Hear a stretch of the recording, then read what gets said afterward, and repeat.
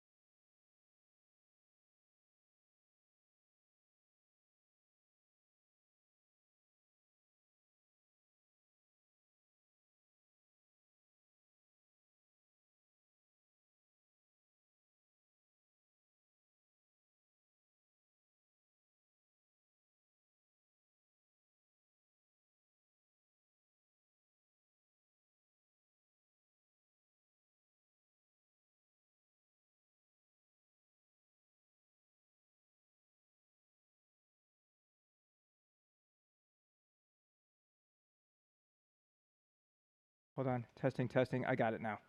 Okay. I think we should be good. Let's go back to me.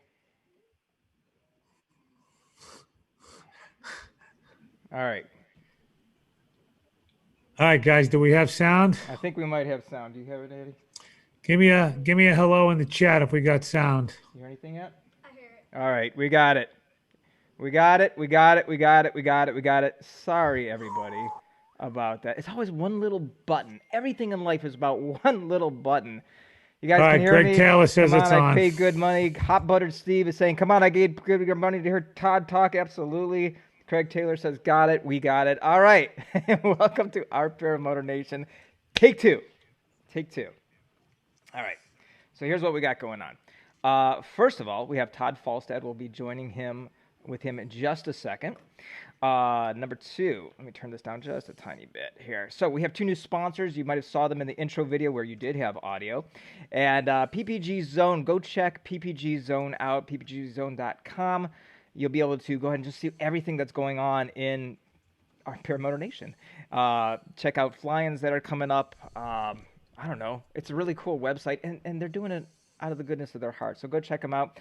Also, Blackhawk Paramotor, Mike and Mike were on a couple weeks ago. They are now a sponsor of the show. We're so grateful for both of those sponsors. So please go check them out as well as all of the other sponsors on the Our Paramotor Nation website. Tonight, Dave Ruff is down in Spring Hill, Louisiana. So he is flying with Kyle O'Glee. He hasn't flown in 7.5 weeks, so wishing him the best. So he usually handles the wheel, but tonight I've got this pretty little lady sitting right here eating food. This is my daughter, Addison. She is busy putting all of your names into the wheel, so if your name is not on the wheel, you know who to blame. It's going to be Addison. Okay, smile. There you go. All right. So, what else? What else? Next couple of weeks, here's the next 3 shows that are coming up for you. Wyatt Parker, he is 11 years old. He's been training with Minyard for 2 years. He is absolutely unbelievable. The week after that, for the first time on a show, I believe in the United States, is Matteo Arazzi. He is with Arazzi Motors. Along with him, from Fly Products, Navid Saleki. And also, the guys and gal from One Up Adventures, they're going to be joining us as well because there's a Cosmos 300 being shipped to the United States. And, yeah, that's going to be Guess when that's cool. coming in, Dave? Well, I don't know if I can tell you. Why are you talking? Because I haven't introduced you yet. Oh, hello, everybody. Be quiet, John. Ripman here. You're not even on the screen yet. I'm going to mute you. Listen, yes, the Cosmos 300 is coming in this week. One Up Adventures is getting it, so they're going to give their first impression, as well as Navid is going to be giving his first impression, and Matteo will be here to answer any questions. They're going to be coming on at 3 in the morning, okay? Now, in a second, you're going to see Yankee Paramotor, and, whoops, where did that come out of? That's not what I wanted to do. Okay. Yankee Paramotor is going to be coming on here in just a second. Let's introduce the guy with the voice, John Ripa. John Ripa, you look like Yankee Paramotor. You got what do you got on there? You know how I do it. Got your fishing vest. Do you have a sandwich tonight? Yes. No sandwiches. No sandwiches. Okay. Well, welcome, John Ripa. I guess you've been flying a little bit this week, haven't you? Oh yeah, just got back from Lake Wales for a few days, flying down to Lake Wales. Very nice. Very, very nice. All right. Well, without further ado, let's bring on a guy that was on our show back on June 16th, 2019. He was the 13th guest on this show, and that is Todd Falstad. Todd, welcome to the show, buddy. Welcome, Todd. Well, thank you, gentlemen. I remember very well when Brandon asked me to come on the show the first time, and we talked about LZ preservation. It was a big hit. I think you guys went on to talk about that for what, 3 or 4 more weeks after that show. It generated a lot of discussion, and man, I don't think a single thing has changed except that I would say that maybe we need to fight back to keep our LZs rather than rolling over on some of them. What do you guys think? I think you are absolutely correct. And even here in Cincinnati, I'm dealing with a little situation that it seemed like to me for a while, Todd, that there was no more talk about losing LZs and people were doing the right thing and there was no issues. My own personal situation, if I can share with you, and then you can kind of give me your thoughts on it, is that I was I guess when we were at Bad Apples, there were some pilots at our local airport that were complaining about paramotor pilots, and it's been something that's been building up, and it's almost as a we just don't want you here because you're not flying what we fly, sort of thing. And the board president of the airport reached out to Brandon, and I got myself involved as well, and basically saying, use me as a resource, talk to me, send me pictures, send me videos, let me know what's going on. And he started sending me videos, and I started saying, what's wrong with what this person's doing? He goes, I don't know. And I said, okay, well, until you can tell me what they're doing that's wrong, let me know. It just seems like that sometimes these pilots are making things up. I mean, what's your experience with that? Does that sound like something that you see going on as well? Yeah, I have seen that. I don't think that we're ever going to win some of these guys over. Long after we had our discussions about LZ preservation, a lot of the more serious, famous YouTubers had to go through the issues of reducing their noise footprint and their use rates, and really having to work with local officials to get it hammered out. And I don't think everybody is somebody we can convert over to saying, oh yeah, okay, these guys are above board. We can go ahead and work with them and just let them share our airspace. We're just never going to make friends with some of these people. I'm not looking to make any more enemies, but I'm not rolling over for RC airplane clubs or for general aviation pilots or even airline pilots that make accusations that, you're unsafe, painting with a real broad brush. It's just not going to happen. It really caught me off guard the first couple of times. I've gotten pretty callous to it, and I realized that some of these people are just unhappy people. John and I spent what did we spend together, John? 6 days camping in Tennessee, and we saw even within some of the organizations some unhappy people. And I wasn't there to personally witness any of it, but I've been involved in the chat afterwards. And when we talk about vandalizing or getting property that you own vandalized because somebody doesn't like the fact you fly a paramotor or paraglider, or you don't belong to a certain organization, is just really, really childish. But I mean, that's human nature. Maybe it's a byproduct of having been locked in COVID for so long, and now we're starting to see people get out, and we're seeing their true colors after it's kind of fermented and festered inside of a house for 14 months. They haven't been able to get out, and maybe some of this will die down a little bit. But I think if you're really concerned about LZ preservation, go back and revisit that show David mentioned when it was. Maybe we'll put a comment or something in the link of when that show was in the footnotes of this page. All of that information we discussed is still pretty valid. Yeah, you can go back onto the Our Paramotor Nation website, and you can see episodes 1 through 100 are all listed there. It was episode number 13, so it is all valid. But Mark H just put a comment. By the way, if you have any questions for Todd, start it off with my name so that I can see it right away and I can post it on the screen just like this right here. Mark H says, yeah, I'm working on a local airport where I asked about PPG. They said PPG lost their privilege because a few years ago they had some guys acting like a-holes. So I guess that's a great question then, Todd, is if a while back people blew it for us now, yeah. How do you go back and reestablish that? I guess you could approach it with an airport manager, say something like, what if we were to come up with a different system, a revocable access permit? Maybe we could have numbered cards, and if we see a guy doing something like that, we'll revoke his privileges rather than everybody's privileges. Mm-hmm. I don't have all the answers, David. You know that. I don't think any one person does, and their airport managers come and go. Maybe it's just a matter of saying, well, you know what? We got a new airport manager. Let's approach it with him. You might have to wait out somebody's career. You might have a point if you took it up with the FSDO and said, hey, this wasn't me. Why am I being punished because of something somebody else did? I know there's been general aviation accidents at this airport. how come the general aviation guys get to gloss over that and they get to fly still? Yeah, we've talked about that some of these fixed wing pilots are breaking more rules than these PPG pilots. And probably the problem is they don't know FAR 103 and what governs us. Absolutely. Now, Absolutely. some of these airports, like my airport, is a county airport where we're paying tax dollars. They can't kick us out. So what are some of the reasons, is there any reason that they can kick us out? Yeah, I think there's some valid reasons. If they have valid safety concerns and they can document that and they put it down in writing, and for whatever reason, maybe they claim something like, we constantly have rotor over these trees. We don't have the real estate to devote to you guys having a clear approach path. If they can substantiate a safety claim, you're not going to win that one. But if they're just blanket saying statement and you want to take it up the chain at the FAA, you're probably going to find some friends further up the chain from your local airport manager. Maybe not,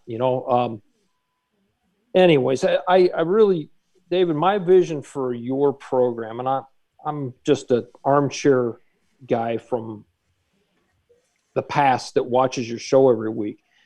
I'd like to really kind of work on expanding some topical material that you can maybe take into the future and develop additional shows on. Okay, but before we do that, I want people to know who you are. A lot of people know who you are, but a lot of people are new to the show and new to paramotor. Can you just give us a brief background? I don't know if we can keep your background. I can. No, we never really did that the last time because I was on your show on the heels of being on another show, and my channel initially exploded without my intent. That was never my intent. I was just documenting the fact that I was self-training, and I think a lot of people were watching my channel expecting me to post a video of my own decapitation or something like that.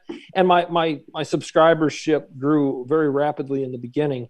It wasn't particularly great content. The camera work was horrible, but I think I might have been one of the first people to step out there and document the fact that I self-trained. So I don't really want to be known as the self-training guy, but that's what happened. I went to a traditional state university in Southern Illinois. I got a degree in finance, and I learned how to fly there simultaneously with studying. I got hired in the airline industry in 1986 on the eve of deregulation. Airlines were, this was my first jet job right out of college. How about that? Nice. Boeing 727. I was a flight engineer on that thing. I moved to Newark, New Jersey. I never even knew where Newark, New Jersey was. I couldn't have found it on a map if I had to. And then over the course of my career, I got to fly the Beech 1900. I got to spend about almost 8 years on the miserable MD-80. I was telling David, this is the airplane that saved my career. I love this airplane, the Boeing 777. Got to do all the long haul flying and watch our route structure grow and a tremendous amount of growth at the airline. This was my favorite airplane that I flew, the Boeing 757-300, and that was lumped with all the Boeing 75 and 76 family as one airplane. I flew that airplane as a captain for about 10 years. And then I had an open heart surgery. Couldn't fly anymore. So I took up paramotoring. It took me a year to find it or so. I'd always had similar views, but never really expressed them aggressively about ultralight aviation, that it was for rank amateurs. And then I kind of found out that, oh, wait a minute, they had this carve out in the regulations that was for a guy like me to come out there and be able to fly recreationally. And now I kind of had to backpedal on that and take up the point of advocacy for our activity. So that's pretty much my background. I argued tooth and nail with the people that said that it was about skills and equipment, because I knew better, because I have a long history of studying accidents and a lot of time in the training department talking about what causes aviation accidents. And it doesn't matter if it's helicopters, hot air balloons, airliners, general aviation airplanes, military airplanes. There's often the decision-making process that pilots go through that lead to a safe outcome versus a dangerous outcome or a compromise of safety. Right. So I've been banging that drum pretty hard for a long, long time, and you guys know that. And that's become my whole reason for continuing to do this. That and the fact that I've made so many darn good friends through social media and going to fly-ins and hanging out and flying with people. Yep. Uh, There's, you said about your channel, and Fly Swamper said this great. He says, Yankee Paramotor, your channel grew because you sought to educate more than entertain. And that's absolutely true there. So very good comment there. Yeah, I did post your YouTube channel on the screen, but also if you go into the description of the show, you'll find it there as well. So what are you looking to take us into at this point? Well, you and I had briefly talked about this. I think, without being braggadocious, I think we, as a community, really changed what was the model for PPG training 4 years ago, maybe 5 years ago. We don't see these shade tree guys anymore training with just a wing. And I think tonight's a good night to send this guy. Most of these consumers that are buying the training know to look for a curriculum. They know to look for a school that has a physical location, that does things like simulator hang testing and towing, and a complete ground school that covers comprehensive discussions on topics like weather and FARs and airspace use, and on and on and on. It goes, a full, well-rounded curriculum. That's the model that we've moved to. And all of the guys that we know, and David, we have a mutual friend that opened his own school down there in South Florida. Mm-hmm. That's the model he's following, and it's a good model. And the reason he's following it is those are the schools that have greater success. They have more longevity amongst their students, more retention in the activity after just going through training, and a lot better safety statistics, I think. I can't prove that. That's just my own gut feeling, is that model produces a safer, potentially less likely to get hurt or killed pilot flying a paramotor. Well, Todd, you've been to a lot of the training schools. What have you seen specifically that you've liked? Exactly those points. One-on-one, the student-instructor ratio. And yes, so what is my vision? Back to the original question. I still like working with some of these schools and kind of looking at what they are putting out there as a product and making subtle suggestions here and there. Whether they take them or not, I don't know. I helped with the guys at Fly My PPG. We went through a couple of their modules. I taught one of their weather courses, and I came back the next year and they asked me, "Hey, you're here. You want to teach weather?" I'm like, "Yeah, sure." And guess what? The information in the weather module had been more succinctly targeted to new students. That was a fantastic plus. I've asked a couple instructors if they wouldn't mind please coming up with some sort of a recurrent refreshery course for non-current PPG pilots, something they could throw out there as a 2-day course.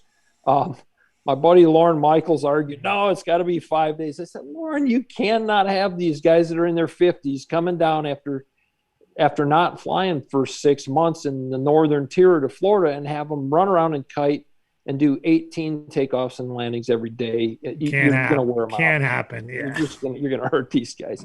But I'd like to see more in that, in the way of that. The SIV courses that have developed, those are moving toward that model. There's a lot of more specific training, and John and I just attempted to get in some interdisciplinary crossover. I wouldn't really call it training so much as experience. We went on a free flying trip together, and the intent was, and it didn't work out quite like we hoped because the weather was horrible, but the intent was to increase our midday flying and our exposure to thermaling and some free flying. Those types of samplings of what are the other guys doing? What is beach flying? I'd like to see somebody put together a beach flying course. Interesting.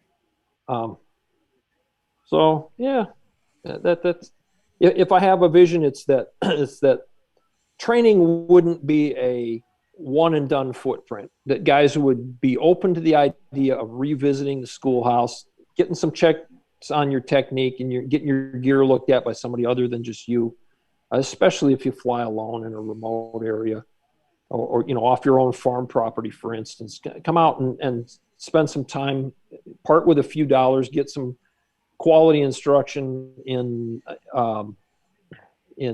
from somebody that does a lot of it. You could say you're always learning in this sport, and like you're saying, it's always good to do other stuff, try other stuff. Keep current, let's say, on your flying, especially if you live in areas where you're not flying like us down here in the South, get to fly pretty much year round. We stay a little more current than the other guys. So, Yeah, Todd, what about John and I did the SIV, and I think you said that's something you would not be interested in, or would you now? No, actually, it's kind of a sensitive subject. I'll just say that I had picked a date on the calendar that I was going to go by. I have talked with, Andrew Fuller would be the guy that I go to. And I have tentatively agreed that sometime in the month of October, I'm going to be going down and going through Andy's curriculum down there. That's subject to change, but yeah, that's where I'm at on that. And my reasoning, I wanted to see Andrew's curriculum develop.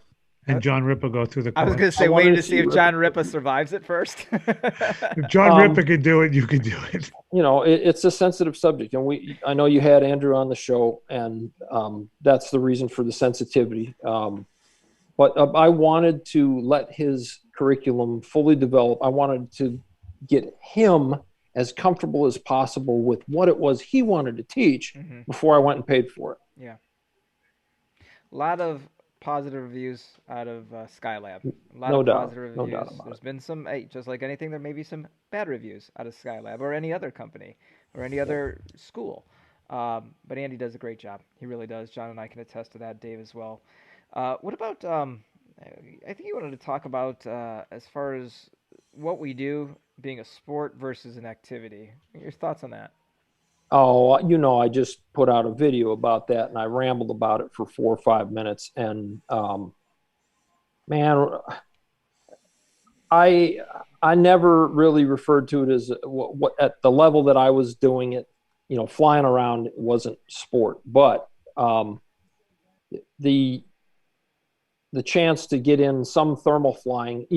By the way, if you plan a vacation or a trip to do any thermaling, don't pick me as a partner, because I have this, you know how when a new guy buys a wing or a new engine or black a new cloud piece of gear, over your head. It's unbelievable. I can't believe how skunked we got on the weather. Hey, we did get a couple days though. I mean, all in all, it was all right. Yeah, it was all right. But it takes a while to learn a free flying site. Yes. It is not something, even with the best of pilot briefings, it is not something that you're going to get all the subtle nuances in one morning of flying. And I looked so forward to a second attempt of a full day, kind of like we had there on Saturday, John, to be able to get out and say, okay, now I remember this was the trigger point for this. And if I can get from here to here, I can make this happen. And that's where the sport part of it figures into it for me. I think that, hey, I was able to make a good landing. Tomorrow I want to make a better landing. Or, hey, I was able to do a 45-minute flight, and tomorrow I want to do a 48-minute flight. Those are the measures of sport that I think if we hold ourselves, if you really want to improve in this, you got to set some goals, and you got to have some solid way to measure where you're at right now. And keeping track of these things, that free flight discipline is an entirely different animal. What are your thoughts, John? You're constantly challenging yourself. Every day is different. It really puts you to the test, and I enjoy that, testing myself like that. If I'm going to go out and leave the LZ and try to do a little bit of a cross country flight, I know that I'm going to have to land out in some field somewhere, and I'm going to have to get a ride back. So that's a challenge to me. Yeah, we had, it was my first visit there to Dave Hanning's place, and you've had Dave Hanning on here as a guest, super individual. Dave has the responsibility of ensuring that the people he lets fly from his place can do basic things. Get clipped into your gear that's been pre-flighted correctly, get on and off the hill safely, navigate to the LZ and land, and not have to have worries that a guy's gonna have a collapse on takeoff and fall 50 feet off the cliff, or end up in the trees between here and the LZ, or lost or power lines or something like that. So we kind of had to go through that step with us, and that took a little bit of time. But after that, the chances for advancement, giving the benchmarks of progress as you go along the way, they're really cut and dried, and that's where the sporting end of it comes in. I'd like to enter a few minor competitions. I know I can't get out there and compete with these guys that do these hike and flies where they're, long distance running is a portion of it. They're going to eat me alive. They're going to be off the mountain, 2 hours before I even get out of the parking lot. And it's just not a young man's game at that point. But, some of the way some of these competitions are laid out, they're not necessarily physical stamina based. They're technical flying based. Yeah.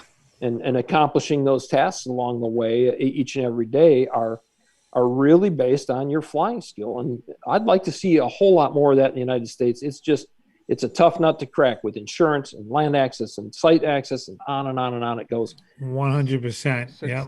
Todd, you just kind of said one of there, but Hot Butter Steve just asked a question. What are Todd's next personal goals that are important to him? I want to go back to soaring sites with better weather, and I want to spend more time with my motor in the motorhome and free flight harness, and more time in the air, and more, wow, that was unbelievable experiences. I can't believe that the lift of thermals or ridges allowed me to do that. David, you ask a question of a lot of your guests that's one of my favorites. Go ahead and ask. And that's not who's your favorite YouTuber. I know that. I don't think Anthony Vella's watching tonight anyhow, so that's okay. Yeah. He's watching. What's been your he's a new daddy. He's a new daddy again. So what has been your most wonderful, amazing flight that you can recall? Man, I have 4, but I will only give you one.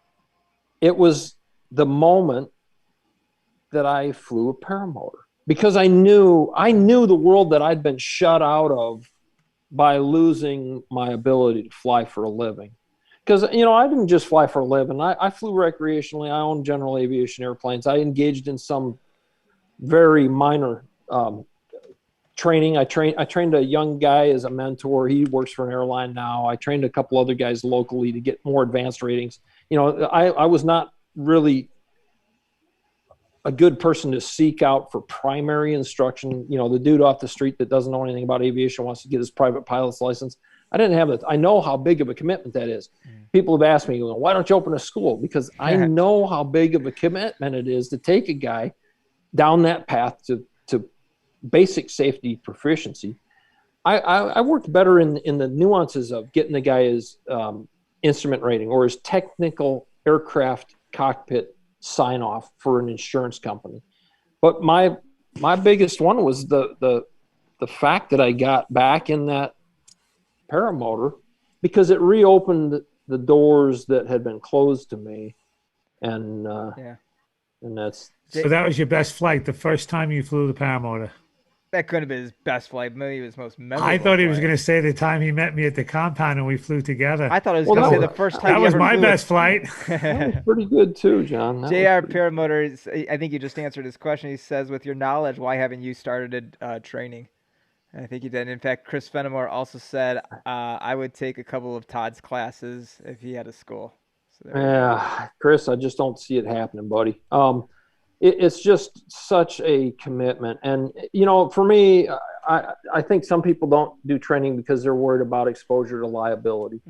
That I've never been one to run from liability, and we could work something out there. But I certainly know, especially for the new guys, the level of commitment that it requires. You know, you got to be there. You got to be there flying.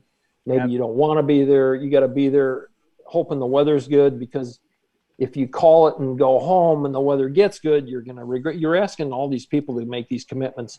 And I'm at a different point in life. Yeah. I really am.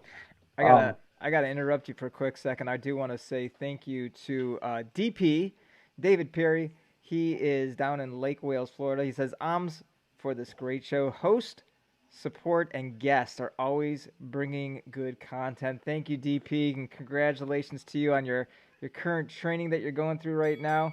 All right, and I could definitely use those dollars because, as I said, this girl is typing in everybody's name on the prize wheel right now. You can smile. You're not smiling. There you go.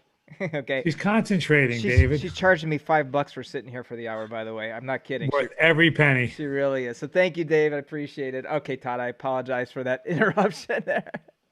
But you know what? You did do some training. You did have some guys that came in and trained with you for a little bit, didn't you? But you're not going to open up a true school.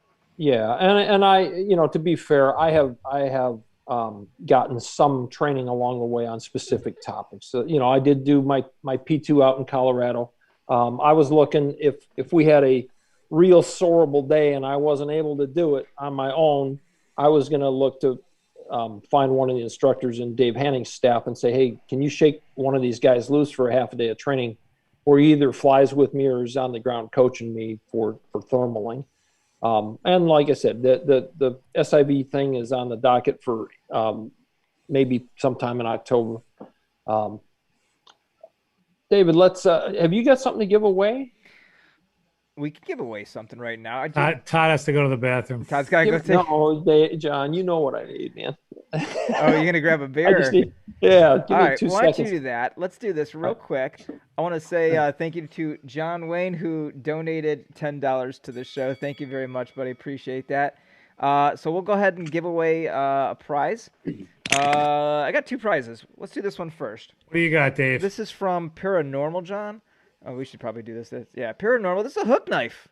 John, Right. You've got one. You could always use a hook knife. I've got one. You've got one, and someone else is going to get one. So what I'm going to do is I'm going to go over here to our prize wheel. We're kind of doing this kind of an old school way here. We're doing it with the phone. So here's everybody's names on the prize wheel. Hopefully Addison's got them all in there, right? There we go. She says she does. So we're going to spin the wheel here. This is for the hook knife. All right, here we go. The wheel is a spinning. The wheel is a spinning. Get it closer, Dave, so you can see it. Well, it's coming up. Looks like. What's it going to be? Looks like. Yeah, Will Fly? It is Will Fly. Congratulations, Will Fly. Yeah. All right, Will Fly, buddy. Congratulations. You're getting yourself a hook knife. Courtesy of Paranormal. Paranormal is out in London, and he's got a lot of great stuff up there. I'm trying to get him onto the show here, but he's been so busy. He's got some real cool props that they're what are they? They're like coated. So I'd rather not screw that up and say what it is. I'll just let him do it. Oh, and I also just got a $5 donation from Ms. Linda Anderson. Thank you, Linda, for that. Everybody's favorite paramom right there. Very cool. Is he back yet? I'm back yet. I am. And David, there's a few conversations that I had with some buddies down there at the Bad Apples Fly-In. I'd like to revisit on some of those things. What do you think? We can, but there's a question in the chat here. I'm really going to direct this question first to John. The question is from Hot Buttered Steve, and he says, "I've heard Todd is grumpy. Can you elaborate?" John, do you want to take? You know what? I'm going to leave that up to Ben in North Carolina. He seems to have a better handle on that. All right. Hey, Todd gets grumpy from time to time. Let's just say this: when Todd doesn't get sleep, it's just best to steer clear. Cranky Yankee, is that what I've heard? Something like that. All right, not saying anything. Let's hear about those conversations, Todd. It is true. So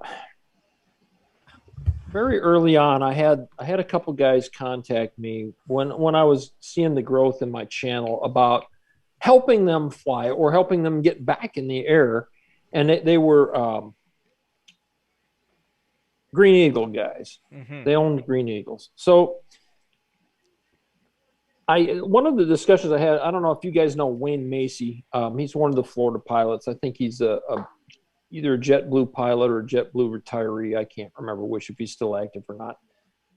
But we were standing around and we were looking at a Green Eagle, and the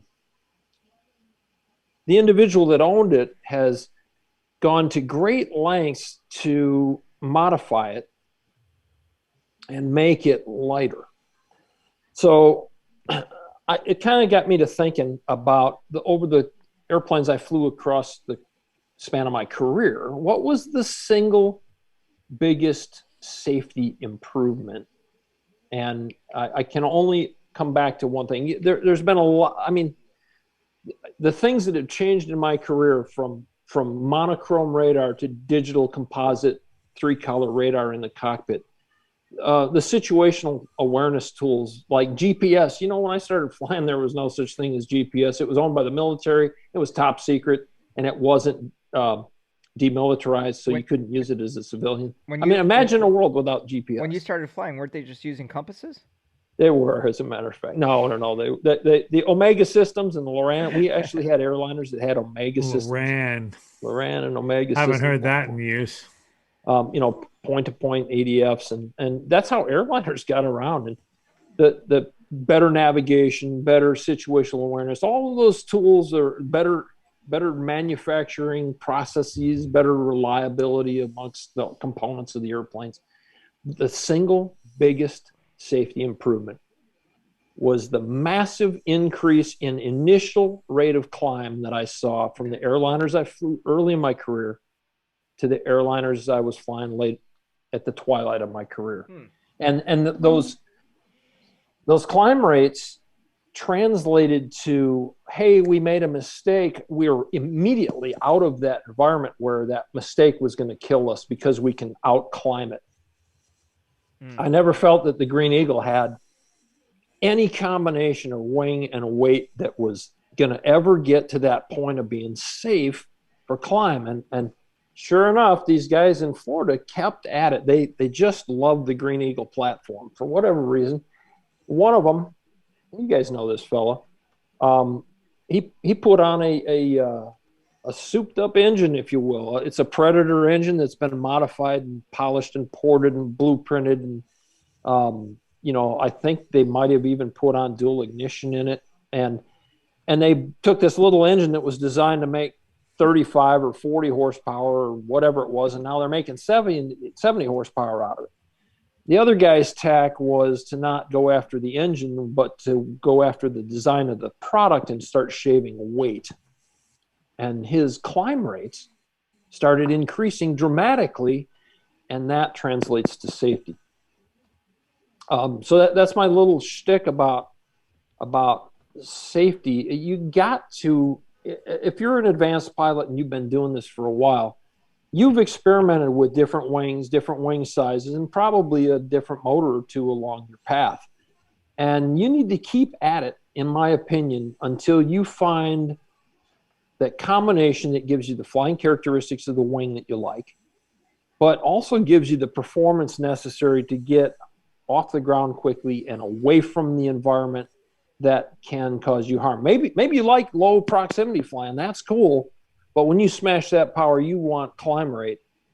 And hey, Yank, that took me 30 wings to figure that out. Isn't that amazing, John? I think I have it. I think I have it pretty well dialed in now as well. And I had a lot of incorrect combinations that didn't give me that. So if you're not to that point where you feel like you've got that instantaneous power and arresting of a descent, or transitioning from descending to climbing, or a fairly snappy quickie, and it doesn't necessarily always come down to more power. So let me share a sideline story. So see this airplane right here? Mm-hmm. Mustang. No, it's not a Mustang. It's a training airplane, and it's about 1955 vintage. It's the same wing as a Beechcraft Bonanza.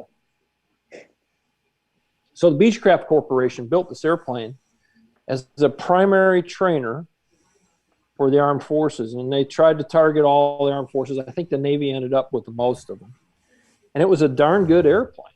So it did everything well. They could spin it. It had great visibility. It was a good cockpit procedural trainer for getting guys from the piston environment to the jet environment. It had a lot of very likable flying characteristics, but it was slightly underpowered. So the Navy, in their infinite wisdom about the mid 1980s or the early 1980s, decided to take this airframe and put a turbine engine on it, a turboprop on it. So now it's a jet engine that spins a propeller, and it burns avgas. And they fixed the climb rate. They got it to be a lot safer. They were getting off the airport to the designated training areas and able to do acro and join ups and all the stuff that required a lot more power. But they destroyed the spin characteristics of the airplane. They completely decimated the range capability of the airplane. They completely destroyed the hang time or the mission length of time that they could accomplish with the airplane because it burned 4 times as much gas as the piston engine. Interesting. So our buddy, he's a pretty famous YouTuber, that fellow from New Jersey there. He just recently did a video where he took a factory R engine, and he was trying to create this new beast. And he kind of touched on this problem of changing these components gives you this performance, but it oftentimes is at the detriment of another corner or another area of the performance that you had really not anticipated. And that's where my hat's off to the Green Eagle guys that are in Florida. Our friend Bob and our friend Phil, John, both those guys as well. David, I don't know. Do you know who I'm talking about? Those guys down there? No. Okay. Well, Bob has for years has been the first one flying at a fly-in every single time I've seen him, and he's an early morning riser. He used to have a horn on his Green Eagle. He's been through a couple iterations of wings, but so one of the things he did, he took the OEM seat and harness system off of it and retrofitted it with a traditional paraglider harness. He told me what it was, and I should have taken notes. I think he said he went from 22 pounds to 7 pounds to accomplish the same thing. And then the light bulb went on, and he started seeing other areas. He took the lower quadrant of the frame cage off and used bungees. So instead of having rolled aluminum tubing, the frame had just as much rigidity because of the way it's designed. And the bungees provide protection from the line set getting into the propeller on the low end of the frame. And he saved another 4 or 5 pounds. So he went through all of these minor improvements without really changing any significant components. And he kept coming up with a lighter and lighter and lighter machine that translated to more climb. Sure.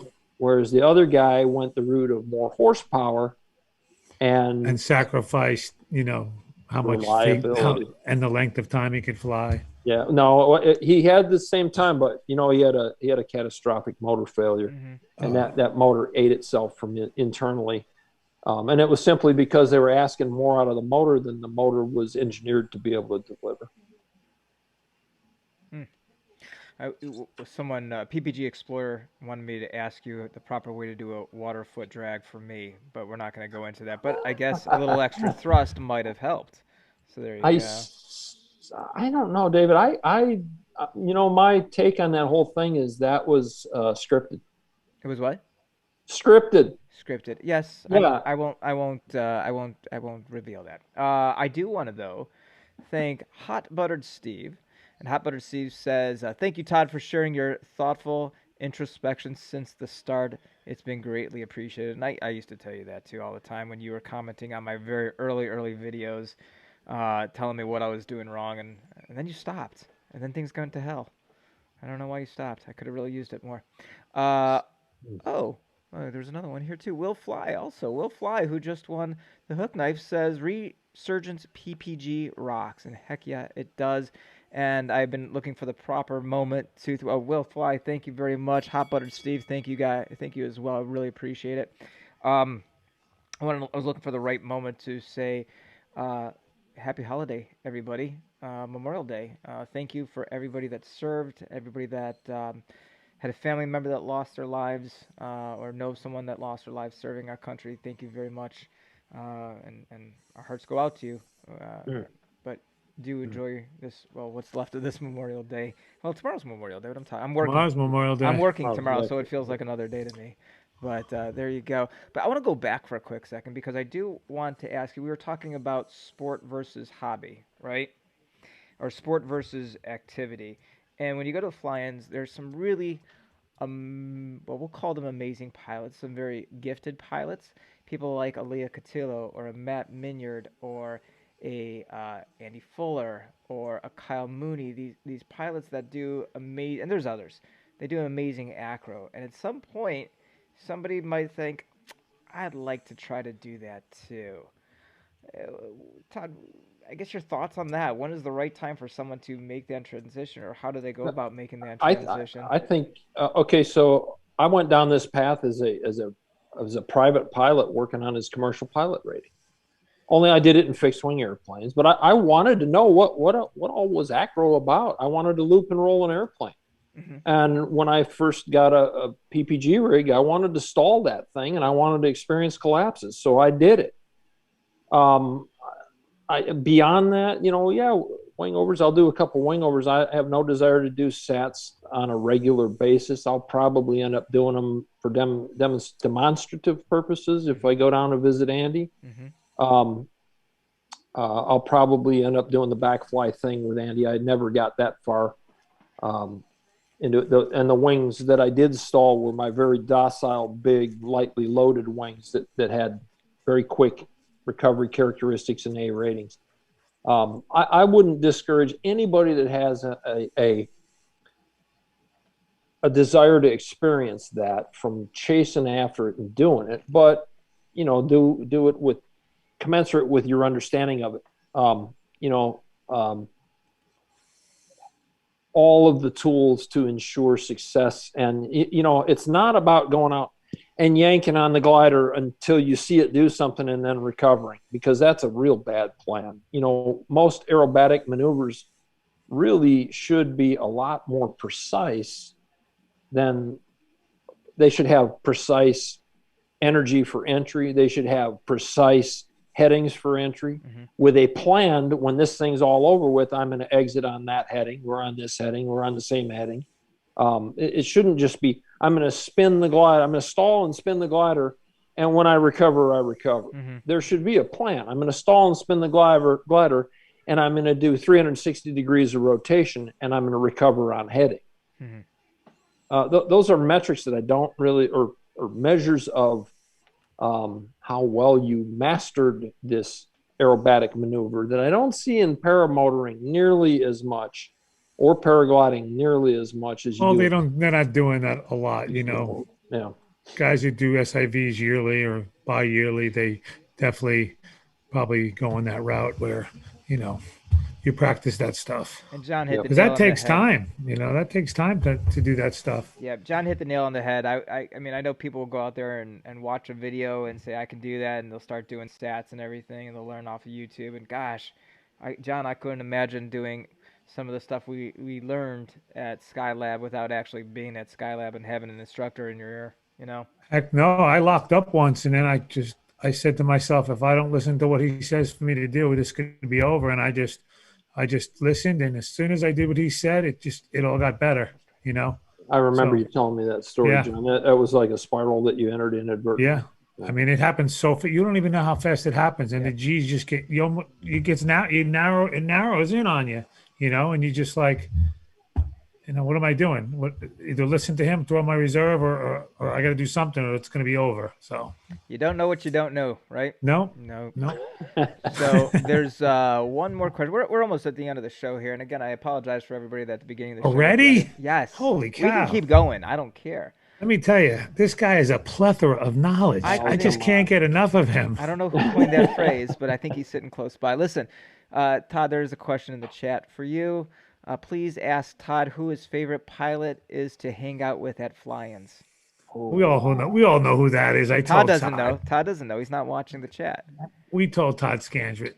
We know who that is. Oh, okay. You know Yeah. what? You know, I got to meet Will Fly up at Ben's about a month and a half ago, and guess who shows up? Todd Scandrett. Yeah. So, Yeah. Oh, wow. That's cool. yeah, that was pretty cool. That's cool. Any other? We're gonna do an after show here in a little bit. I'll put the codes up on the screen when we right at the end of the show here. I don't know how long it's gonna be. I know the three of us are all exhausted. I just got done with a camping trip. We'll do another. We got one more prize we're gonna give away tonight. This comes from. Oh, she's still putting in names. You're putting in another name. That's great. Fly baby fly. Cool. These are some nice prop covers here. Really nice prop covers. Adventure Paramotors prop covers. This is from Fly PPG, Michael Mixer, and his crew over there. So we'll give those away in a second. But before we do, Todd, what other thoughts? What else? Any other big messages? David, I think that's pretty much all the stuff that you know. I'd like to see. My vision for your show would be more specific topical things. I know you owe the. You're the paramotor guy, right? So you have the responsibility to introduce and give exposure to the schools that are out there doing it right. Mm-hmm. And we've done a lot of that. I mean, when you have these guys on, it's tell us about your school, and some other shows do that as well. I would really like to see some discussion about specific challenges. You know, back to that sporting side of this. Hey, you and your group of guys there at the Tri-State Skywalkers. I got that wrong once. Yeah, I think you called us the Skywankers. Yeah, I didn't mean that. That was yeah. So, but I mean, you guys as a group, you could do a cross country to Akron or something like that, you know? Or was that be too far? Or was that to Akron? Yeah. Okay, I'm not a Harley. Okay, no, I don't. Oh, okay. That's a long ass trip. All right. Well, Columbus. We've done something. Well, you're gonna come back this fall, aren't you, and fly with me again? We had such a great flight together. Really I would love to do that. It's a beautiful place to fly, man. Oh What a pretty gosh, part yeah. of the country. Yeah. I'll tell you, don't go there in the winter. John didn't like it in the wintertime. But I mean, there's No, every things like day. that. You know, have a day when you guys are all flying instead of everybody just flying around and buzzing around. Say, hey, today's spot landing day. Yeah. Let's see who can cross over the field up here at 500 feet, shut the motor off. Yep. And here's the wing bag or whatever it is. We've done that. We really have done that. We do. Todd and challenge I have ourselves done like that in the compound as well. We've done that, you know, a couple 3 years ago. I think we did it. PPG Explorers says, "Great show. Yankee Paramotor is a wealth of knowledge. Please like more like this. More please. like this. Yes, more like this, please. Topical like para ointments. What? Mark Rogers? I don't even understand that one. Okay. No, but you know what? We're going to give him the benefit of the doubt. That's spell corrector. All right. Autocorrect. So we're gonna. But you know, here's the thing. When I have a guest come on, when we book a guest, we always ask this question: what would you like to talk about? What can you teach our audience? So sometimes it is about the school. Sometimes it's about new equipment, and it's it's stuff that we just, once in a while it's about the pilot himself. I mean, look at next week with Wyatt Parker. Holy cow. I'm so glad I was on before that kid. He's gonna be your crown jewel show for I hope 2021. so. I mean, what a great kid. He's got such a good head on his shoulders. He told me I needed to get my reserve repacked because I said, it's not too wet. He just kind of shook his head at me. I'm like, good for him. Knowledge doesn't really have an age to it. And sure enough, I got it repacked right on there on the spot. So, all right, let's give away something else. Addison, what do you think? You ready? You ready over here? Okay. All right, sit up, girl. Sit up. We're going to spin the wheel one more time. This is going to be for the prop covers. Addison, by the way, is a young lady, 13 years old, and she is still single, right? Oh, yeah. Good job, Addie. And we will be single for a long, long time. All right, we're going to come over here to the wheel. You could have let me put her down. What? Oh, she wanted to put her hair down, make herself look pretty. Can I spin it? How do I spin You want to spin it? Yeah. Yeah, you can spin it. Go ahead and push anywhere in the center there. Notice Todd Scandrett. Push it. No, just push. One time. There you go. Yeah. All right. Or spin And it I'm not there. going to say who the winner is for 30 seconds. Oh yeah, don't do that. That's a good idea. Sorry. All right, let's see who it's gonna be. Cater No Man. Yeah, don't put it in the chat. That's it. Cater No Man. Cater No Man. He lives in Australia. Have He's fun in with that. Australia. Cater No Man. Oh man. That's funny. I'm not letting Addison spin this thing again. That just cost me. Say hello to Walter. Okay, hi Walter. Oh, Walter's not. Cater No Man. Boy, you really want those props. But if you want me to spin again, Cater No Man, no, I'll send them to you. But you got to send me a Facebook Messenger just saying your address all the way over there. And it's coming out of Addison's allowance because... Well, I don't have an allowance. You have an You never allowance. send me the money, so... Come here. Addison just cost me like $30 in shipping on these prop covers. So congratulations, Cater No Man. You're welcome. He says, yeah, he wants them. All right, cool. So we'll send them out to you. All right, go away. Okay, thanks for that. All right. What else He we wants got? to know if you can donate it to Resurgence. Oh my gosh.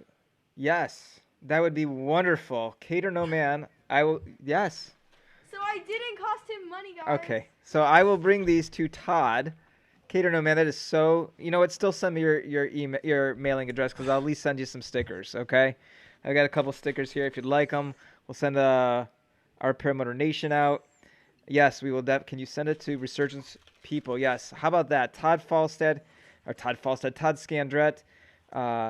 The not as good looking one as Falstad. Yeah. Right. No, he is. Oh, he's the better. Oh, I got him mixed up. My bad. So yeah, I'll get these over to Todd, and then Todd can go ahead and give them to whoever he sees fit. I can either mail them to you, Todd, or I will just see you at the next fly-in. So there. And you go. David, if you'll forward me Caden's Cater No address, I'll send him a couple Yankee Paramotor There you stickers. go. All right. So Cater No Man, There you go. send me a Facebook Messenger after the show. I think you've sent me before. That's awesome. You know what the heck, Kate? I mean, send me your address. I'll send you a Ripman riding sticker too. You'll get all three of them. There you go. For what a great thing you just That did. is awesome. Yeah, we'll definitely do that. Give Addison my $5. It's Addison.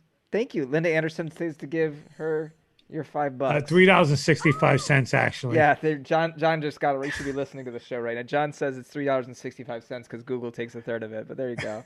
And well, actually, it's less than that because half of the proceeds go to Resurgence PPG. So you got about So $1 it's from $1.25. $1.33. There you go.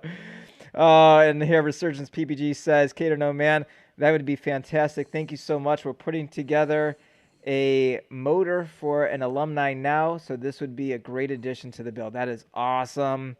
Mark H came in towards the OPN expansion, hiring dubious help. I didn't win. I'm sorry, Mark H, but you know what?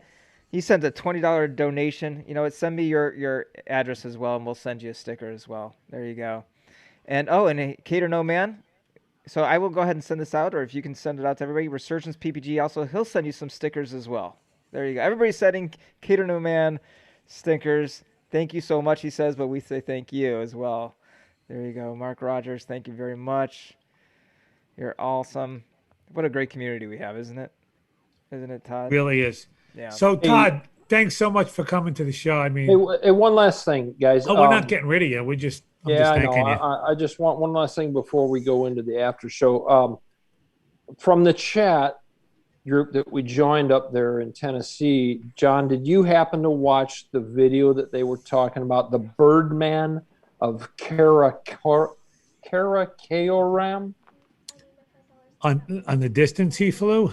Okay, so this fellow's name, let me see if I can find it here, John Sylvester.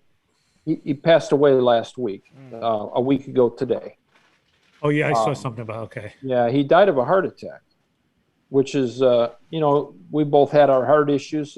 It's a subject that's near and dear to my heart. And I really suggest if anybody has any interest at all, even if you don't have any free-flying interest, and I understand if you might not, you're just a motor guy. You know, the thing with the motor is it's really nice to compartmentalize your flying. You know, you get it out of the trailer, you go fly, you put it away. free flying ain't that way. And I'm kind of struggling with making the decision right now in the near future to separate family time from some more free flight time. And it's a big commitment. It takes me back to some uncomfortable years in my airline career where I didn't have a choice. It was the kid's birthday or it was some important event and I was going flying. And in order to make free flying happen, you can't break it down and compartmentalize it as easily as you can motor flying. You might have to wait out bad weather. But if you get a chance to go watch this Birdman of Karakoram, a Himalayan paragliding adventure about John Sylvester, who died last week, I think you'll find it very, very rewarding. It's really, really good. I watched it. Yeah, it's an hour and a half long, or an hour and 4 minutes long. It's really good stuff. So, Had one more donation to the show here. Deweese Milstead. Thank you so much for the $10 donation. We really appreciate that. Very, very much. Thank you. All right, Dave, what do you say? I'm wondering what Todd's drinking. This is lemonade. No. This isn't Bloody Mary. It's an old fashioned, actually. And I waited till 2/3 of the show was over before I poured it. Todd makes some good old fashions. All right, well, Todd Falstad, thank you as always, my brother. Thank you, Todd. Appreciate it. Thanks for having me, guys. Everybody for showing up. We will see you next week. We're gonna go to the after show. I'll put the code up on the screen, and just have a wonderful day. A happy Memorial Day.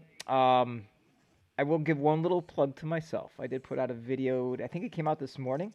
I was able to take, and I'm so grateful to have that tandem. I did take up a vet with me just this past week to make his first introductory flight, and I'm hoping he gets up in the air permanently. I know he's working on saving some money for his paramotor, but he said it was an amazing, amazing thing. So do something nice for a vet. We'll see you guys next week. Love y'all. Have a good week.